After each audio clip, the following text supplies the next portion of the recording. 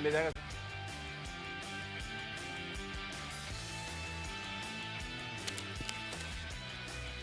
नमस्कार, good afternoon. सास, बहू और सेंसेक्स के आज के एपिसोड में आप सबका स्वागत है। मदद करने के लिए आपको आपकी स्क्रीन पर नजर आएंगी पुणे से हेम सिक्योरिटीज की आस्था जैन। आस्था, गुड आफ्टरनून। गुड आफ्टरनून आशीष। अरे ये बहुत बारिश हो रही है पुणे में। आईएमडी का अलर्ट आया हुआ है पुणे को लेकर। बहुत ज्यादा बारिश तो नहीं है but still it is raining, लेकिन बहुत तेज वाली बारिश तो अभी तक हुई नहीं है और जो नॉर्मल रेन्स है बस अभी वही चल रहा है।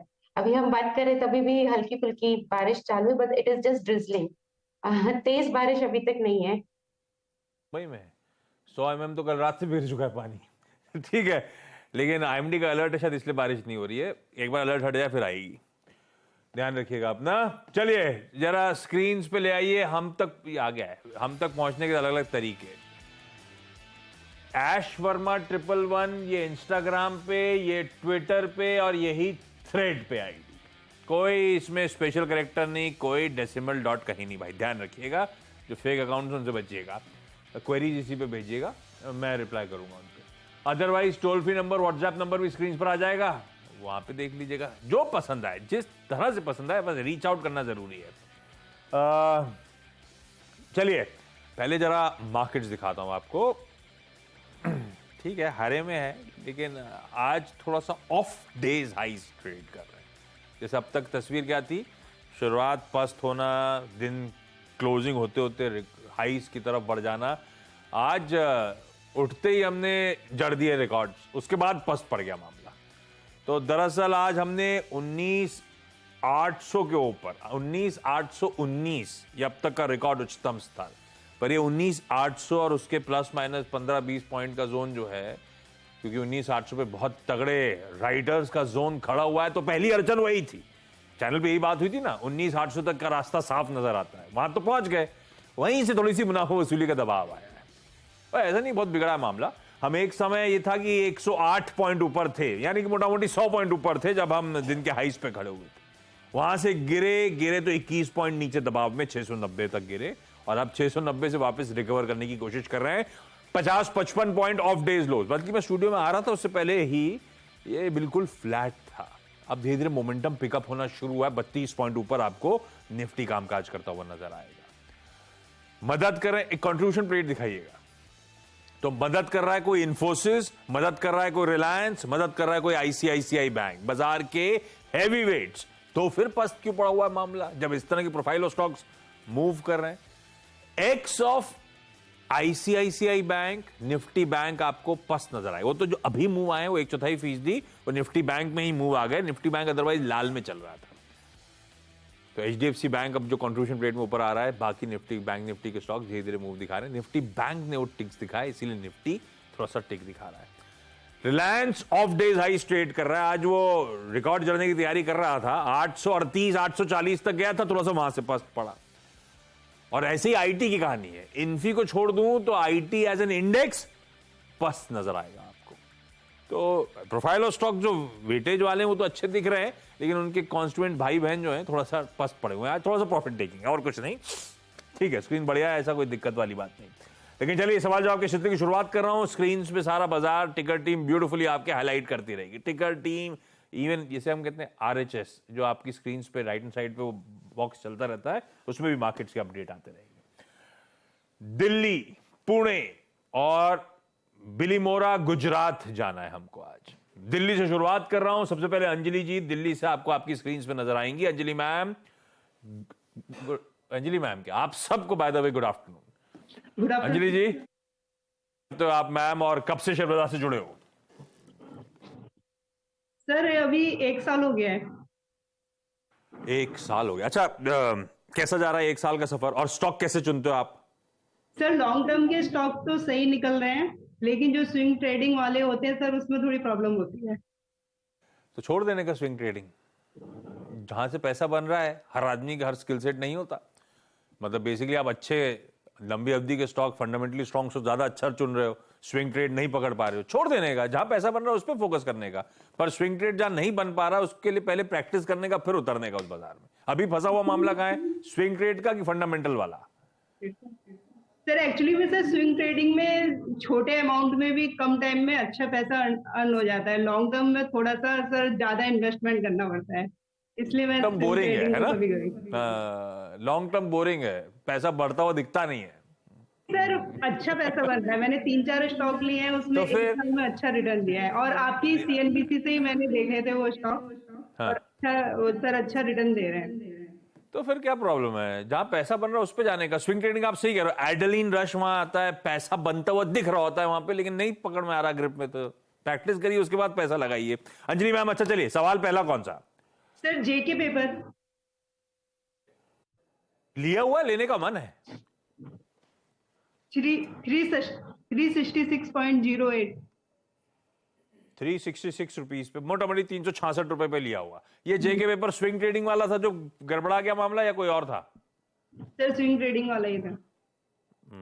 तो अच्छा ये बताओ, फिर आप जब मोमेंटम चेज करते हो, कोई स्विंग मतलब कोई तेजी पकड़ रहा होता है, तुल पकड़ रहा होता है, आप घुस जाते हो उसमें इस उम्मीद में कि और चलेगा वो, है ना? इसमें स्टॉप लॉस लगाते नहीं लगाते? कभी लगाया नहीं लगाया है?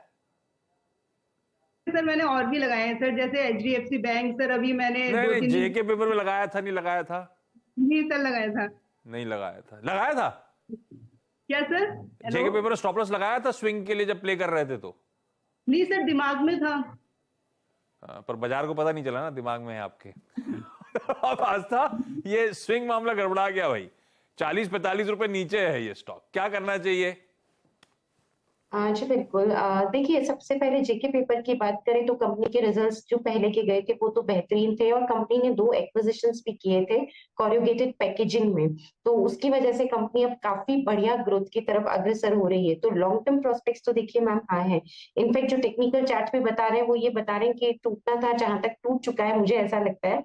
सो अभी आप वेट करिए, और थोड़ा सा टाइम लगेगा आपकी कॉस्ट प्राइस को आने में, बट डेफिनेटली हमें आती भी नजर आएगी। तो बने रहने की सलाह रहेगी जेके पेपर में। स्टॉप लॉस आप 305 का लगाइए मैम, और इसमें जो आपके टारगेट्स रहेंगे वो 360 के, जो आपकी आई थिंक कॉस्ट प्राइस भी है, उसके आसपास का पहला टारगेट, और उसके बाद हम 390 और 388 के भी लेवल्स हमें देखते हुए नजर आएंगे। तो अभी तो बने रहना है, और उम्मीद में कि नतीजे भी मुझे लगता है कि आने वाले अब अच्छे होंगे, क्योंकि कैपेसिटी यूटिलाइजेशन भी बहुत स्ट्रांग है और कंपनी को बहुत बढ़िया डिमांड भी मिल रही है। सो मुझे लगता है कि लॉन्ग टर्म प्रोस्पेक्ट अच्छे हैं, बिल्कुल आपको होल्ड कर लेना चाहिए स्टॉप लॉस के साथ, जो मैंने सजेस्ट किया है। तो भैया दिक्कत नहीं है अंजलि मैम, लकीली करा तो स्विंग ट्रेडिंग था, लेकिन शायद एक फंडामेंटली बेहतर स्टॉक में करा हुआ है, तो फंसेंगे नहीं। आस्था के टारगेट्स माने तो 360 आपकी बाइंग प्राइस पे पहुंचेगा, उसके बाद छद मुनाफा कमा के भी दे जाएगा। होल्ड करिए, पर वो स्टॉप लॉसेस 305 पे जरूर प्लेस करिएगा स्टॉक पे। लौटता हूं अगली क्वेरी इसके लिए। पुणे तो हंसता ही है, पुणे फिर से जा रहा हूं। हेमा सिंह जी जुड़ती हुई। Hema ma'am, good afternoon. Hema ma'am, आपको कितना समय हो गया? सर 2020 से ज्वाइन किया है मैंने। Basically post pandemic types. Yes right. और आने से पहले हमेशा से इंटरेस्ट था, कोविड टाइम्स के बाद ऐसा लगा कि इस इंटरेस्ट को पूरा कर लें, कोई और रीजन था? नहीं एक्चुअली मेरा बेबी हुआ था, तो उसके बाद मैंने जॉब क्विट किया, और फिर उसके बाद मेरे हस्बैंड को मार्केट का नॉलेज है, तो उन्होंने एनकरेज किया कि यहाँ पे इन्वेस्टमेंट करो, तो मैं इन्वेस्टमेंट भी करती हूँ प्लस ऑप्शन ट्रेडिंग भी करती हूँ। हस्बैंड अभी भी गाइड कर रहे हैं, अब आप खुद ही करने लगे हो ऑप्शन ट्रेडिंग और इन्वेस्टमेंट्स वगैरह, खुद ही कॉल लेते हो? खुद ले लेती हूँ, पर कभी कभी हस्बैंड का भी सजेशन देती हाँ हूँ। नहीं ठीक है, एक्सपर्टीज घर पे है तो बिल्कुल बातचीत करते रहना, इसमें कोई दिक्कत ही नहीं है। हेमा मैम, पहला सवाल कौन सा? सो पहला क्वेश्चन है आईटीसी को लेके। मुझे आईटीसी में लॉन्ग टर्म इन्वेस्टमेंट करना है, तो क्या बेस्ट लेवल रहेगा शेयर्स को लेने का? नहीं तो अच्छा, आईटीसी कैसे सिलेक्ट करा, क्यों सिलेक्ट करा? ये हस्बैंड का आइडिया है, आपका आइडिया है? सर ये मेरा खुद का आइडिया है। बेस्ट लेवल तो 200 के नीचे है। आस्था मिल जाए तो मजा ही अलग है, लेकिन अब 470 ये सही लेवल है। आस्था एक तो लंबी अवधि का हिम सिक्योरिटीज का टारगेट क्या है? ये आईटीसी बहुत चला, बहुत सालों बाद इस तरह से मूव डिलीवर करके दिए, अच्छा लग रहा है स्क्रीन पे देख के इसको, लेकिन आपके इवेंचुअल टारगेट्स कहां है? कितना हेडरूम अभी भी फंडामेंटली नजर आता है, प्लस वो हेडरूम से समझ में आ जाएगा मुझे कहां पे खरीदना है। जी, बिल्कुल। देखिए, जिस तरह के रिज़ल्ट्स थे फंडामेंटल पे एक लाइन बोलना चाहूँगी तो और इन्होंने अक्रॉस जितने भी सेगमेंट है सब में बढ़िया ग्रोथ दिखाई थी, स्पेशली जो सिगरेट सेगमेंट था वहाँ पे वॉल्यूम ग्रोथ बहुत अच्छी आई थी। ये मैं पिछले नतीजों की बात कर रही हूँ। सो स्ट्रॉन्ग तो ये कैंडिडेट लग रहा है लेकिन बिल्कुल सही है कि बहुत तेज़ हो गया है। तो मैम नीचे अगर ये मिलता है तकरीबन मुझे जो सही लेवल लगता है, देखिए अभी 470-71 चल रहा है। ये 440 के ज़ोन में अगर मिलता है, 440-450 तो वो एक बहुत बढ़िया लेवल होगा। आप तब खरीदें, अभी ना खरीदें। और अभी मुझे लगता है कि ये एक दायरे में भी अटक गया है 450 से 480। तो किसी भी वजह से अगर नीचे में 440 450 आता है तब हम देखेंगे, अभी रुक जाते हैं। नतीजे भी आ रहे हैं तो मार्केट भी वेट कर रहा है कि अब क्या नतीजों में देखने को मिलेगा। तो अभी रुक जाइए मैम। और बेस्ट तो रहेगा कि अगर आप रिजल्ट्स देख के अगर इसमें पोजीशन लेंगे तो हो सकता है हमें थोड़ा ऊपर के लेवल पे मिले, लेकिन हमारा कॉन्फिडेंस एकदम बढ़िया रहेगा और हम बिल्कुल श्योर रहेंगे कि हमने सही जगह लगाया है। तो ये दोनों को बातों को ध्यान में रखते हुए अभी नहीं करना है, थोड़ा नीचे आने पे करें या फिर रिजल्ट आने के बाद में, तो वो बेटर रहेगा। और लेवल मैंने आपको बताया ये 440 450। दो विकल्प हैं, नतीजे पहले एनालाइज कर लीजिए, बहुत ही रोबस्ट हैं, या कोई अगर वो बाजार हमेशा सुनना चाहता है डीमर्जर रिलेटेड कुछ, वैल्यू अनलॉकिंग रिलेटेड कुछ, तो बात अलग, तो अच्छा मौके होंगे घुसने के स्टॉक में एक बार रिजल्ट एनालाइज करने के बाद। एल्स गिर रहा हो तो सब 450 लेवल जो आप कह रहे थे कंफर्ट कहां आता है, 450 की जब नीचे की ट्रेजेक्टरी आनी शुरू हो तो शायद एक्यूमुलेशन का जोन आईटीसी के लिए। बिलीमोरा गुजरात जा रहा हूं, माधवी राणा आपको स्क्रीन पे नजर आएंगी। Madhavi ma'am good afternoon. Madhavi ma'am क्या करते हो आप माधवी मैम? अभी हाउसवाइफ हूँ। और घर पे एक्टिवली स्टॉक मार्केट ट्रैक कर रहे हो? हाँ हाँ, मेरे हस्बैंड सजेस्ट करते हैं तो मैं ट्राई करती हूँ। ओके ट्रैकिंग नहीं करती हूँ लॉन्ग टाइम के लिए। ओके। और पोर्टफोलियो कैसा कर रहा है? बढ़िया कर रहा है? हाँ बढ़िया है। हस्बैंड सुन रहे हैं इसलिए बोल रहे हो कि एक्चुअली बढ़िया है? एक्चुअली बढ़िया है, मेरे पास आईटीसी के 250 शेयर है अभी। अरे तो छाया हुआ है पोर्टफोलियो फिर आपका। किस हाँ। भाव पे खरीदा हुआ है आपने आईटीसी? 210 पे। लो, वही मैं कह रहा था, उस तरफ मिल जाता तो मजा ही अलग था। बहुत ही बढ़िया खरीद है। अच्छा, आज का सवाल आईटीसी का है कोई और है? ना, एनबीसीसी पे है मेरा पहला सवाल। ओके, क्या सवाल है मैम? एनबीसीसी मेरी बाइंग 25 रुपीज की है और 100 शेयर है मेरे पास। एनबीसीसी कह रहे हो आप? हाँ। ओके, कितने स्टॉक्स किस भाव पे फिर से रिपीट करोगे? सॉरी डॉक्टर साहब, स्टॉक उठाइए एनबीसीसी का। हाँ, बाइंग मेरी 25 रुपीज की है, 100 शेयर है मेरे पास। तो पूछो क्या है, तो बढ़िया बाइंग है। 3 साल 16 हो रुपए गए ऊपर अब। चल रहा है आपकी खरीद से। 3 साल हो गए, अभी क्या करूँ? रखूँ या फिर निकल जाऊं? रखूं या निकल जाऊं? भाई आस्था एनबीसीसी को लेकर तमाम कंसर्न हो सकते हैं, ऊपर सप्लाई सप्लाई सप्लाई आ जाती है, लेकिन मेरी एक्विजिशन कॉस्ट बहुत बढ़िया है, 26 रुपए में खरीदा हुआ है। रखे रहूं, मुनाफा बांध लूं, करना क्या है? 100 स्टॉक हैं। देखिए, एनबीसीसी के साथ एक प्रॉब्लम है कि एक तो उनका जो अवार्ड होते हैं प्रोजेक्ट वो बहुत स्लो रेट से होते हैं। दूसरा, इनका मार्जिन प्रोफाइल भी थोड़ा सा डाउन है, वीक है। तो उस वजह से ये इतना तेज होता नहीं है काउंटर। लेकिन मैम आपके तो अच्छी खासी कॉस्ट प्राइस के ऊपर चल रहा है। सो मेरे हिसाब से आप अभी इसमें होल्ड करिए, लेकिन स्टॉप लॉस के साथ रखिए। मैं बढ़ा नहीं दूंगी आपको। आप ज्यादा से ज्यादा स्टॉप लॉस एक 38 का लगा लीजिए, यहाँ से 3 रुपए नीचे। उससे ज्यादा बढ़ा नहीं। और ये भी सिर्फ मैं इसलिए दे रही हूँ क्योंकि ये कोशिश कर रहा है अभी अपने एक जोन से निकलने की। तो ये फ्राइडे की क्लोज बहुत इंपॉर्टेंट है। अगर ये 42 43 के ऊपर क्लोज हो गया, स्पेशली अगर 43 के ऊपर भी क्लोज हुआ, तो फिर ये वापस से तेजी में लौटेगा। तो एटलीस्ट हम उसको इतना टाइम दे सकते हैं क्योंकि कॉस्ट प्राइस बहुत लो लेवल की है। तो आप बने रहिए सेफर साइड पे। 38 का स्टॉप लॉस लगा लीजिए। थोड़ा छोटा रखना है तो 40 का लगाइए, लेकिन स्टॉप लॉस जरूर लगाइए। होल्ड करिए। 43 का लेवल पार होता है तो फिर एक बार मुझे लगता है कि बढ़िया तेजी आएगी जो इसको ऊपर में फिर हो सकता है कि एक बार 48 तक लेके जाए। तो मैं, क्योंकि आपकी कॉस्ट प्राइस नीचे की, सिर्फ इसीलिए मैं रिस्क लेने के लिए आपको होल्ड करने की सलाह दे रही हूँ, लेकिन वो भी स्टॉप लॉस के साथ। प्राइस बहुत बढ़िया है। क्विकली एक एक सवाल और ले लेता हूं। अंजलि मैम, अगला सवाल जेके पेपर के बाद। दीपक फर्टिलाइजर किस भाव पे, कितने?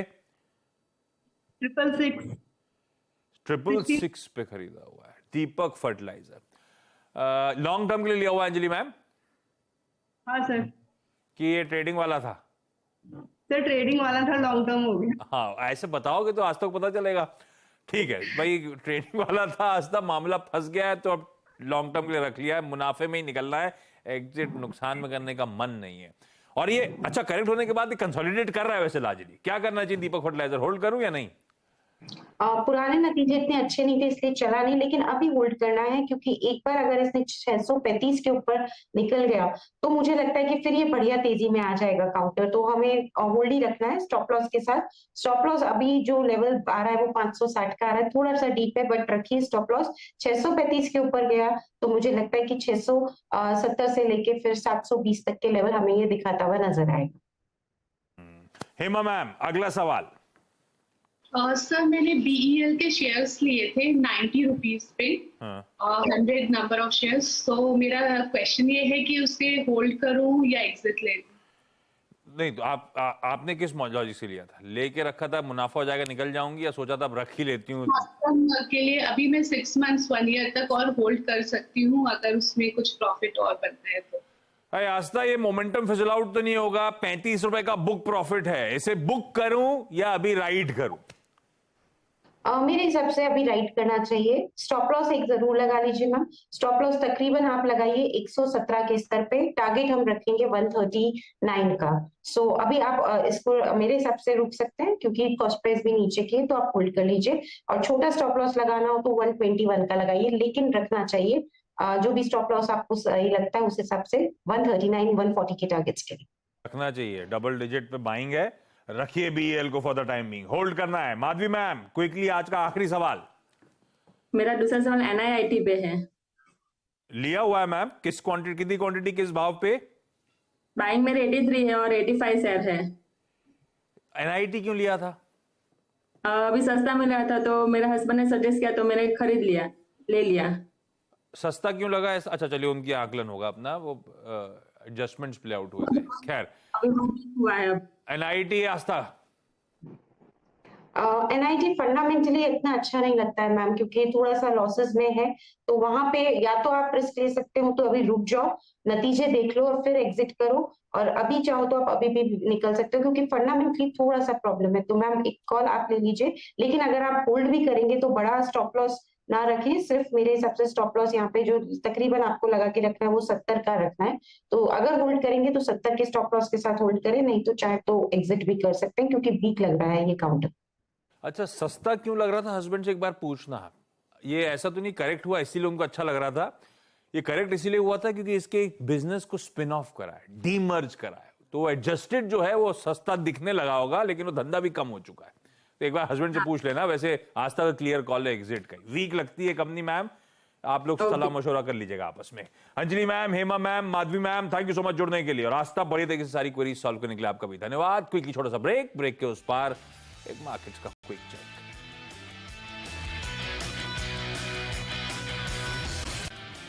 चलिए भाई, ब्रेक के बाद आपका स्वागत है। निफ्टी वही 1/4% ऊपर 750 जहां छोड़ा था, मतलब हमने शो की शुरुआत में उन्हीं लेवल्स के आसपास अब रिकवर करके कामकाज कर रहा है।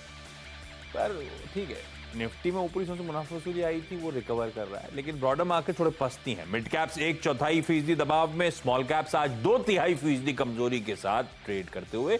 थोड़ा सा मुनाफा वसूली का मन जब हमने 19,800 के लेवल्स को पार करा या छुआ, दरअसल वहां से आया।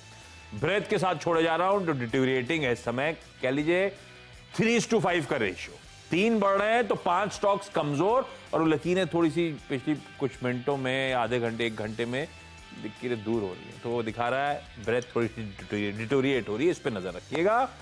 कल मुलाकात होगी आपसे वापस 12:27 पर। नमस्कार।